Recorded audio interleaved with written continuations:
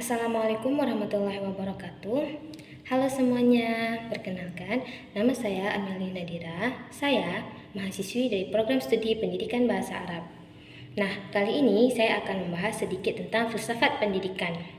Dalam video ini saya akan menjawab 3 pertanyaan mengenai atau berkaitan dengan filsafat pendidikan. Langsung saja ke pertanyaan pertama, yaitu apa makna pendidikan ideal dalam kehidupan? Bagi saya, pendidikan itu bukan cuma soal datang ke kelas, kita dengarin penjelasan, lalu pulang membawa ijazah untuk melamar pekerjaan saja. Lebih dari itu, pendidikan ideal adalah proses memanusiakan manusia atau proses di mana kita menemukan siapa diri kita sebenarnya dan bagaimana menjadi orang yang punya moral yang baik dan karakter yang bijaksana agar kita tahu bagaimana cara memperlakukan manusia yang sebenarnya. Nah, menurut saya, pandangan saya ini cocok atau bisa dikaitkan dengan aliran filsafat idealisme yang mana tokohnya adalah Plato. Plato mengatakan bahwa pengetahuan sejati sebenarnya sudah ada dalam jiwa manusia dan tugas pendidik adalah membantu siswa mengingat kembali dan melahirkan ide-ide luhur tersebut. Nah, saya sebagai calon pendidik percaya bahwa setiap siswa itu punya potensi yang besar dan akhlak atau moral yang baik yang sudah tertanam di dalam diri mereka. Jadi, tugas pendidik atau guru adalah membantu mereka menemukan atau mengembangkan hal-hal tersebut.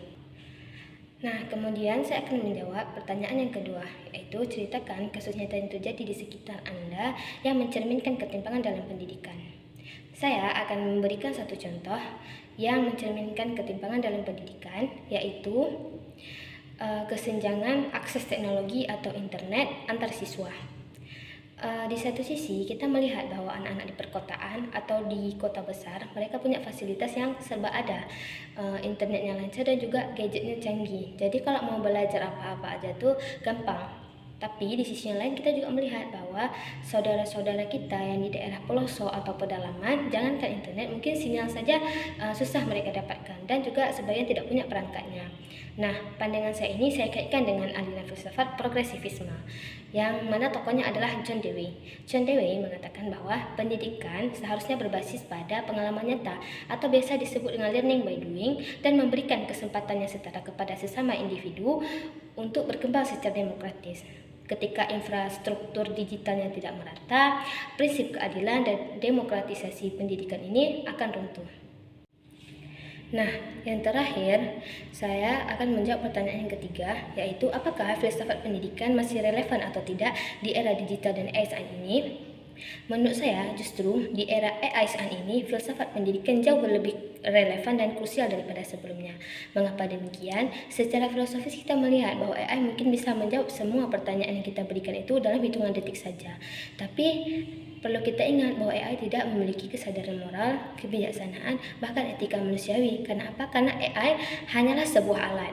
Dan disinilah filsafat pendidikan berperan sebagai kompas moral. Ketika AI mengambil alih peran sebagai transfer pengetahuan, filsafat pendidikan mengingatkan kita bahwa ada peran guru yang tidak bisa digantikan oleh robot, yaitu membentuk karakter siswa, kemudian mengajarkan cara berpikir kritis, membedakan mana yang benar dan yang salah, serta menanamkan nilai-nilai kemanusiaan. Nah, hal-hal tersebut itu tidak bisa dilakukan oleh AI atau teknologi buatan, tapi guru bisa melakukannya.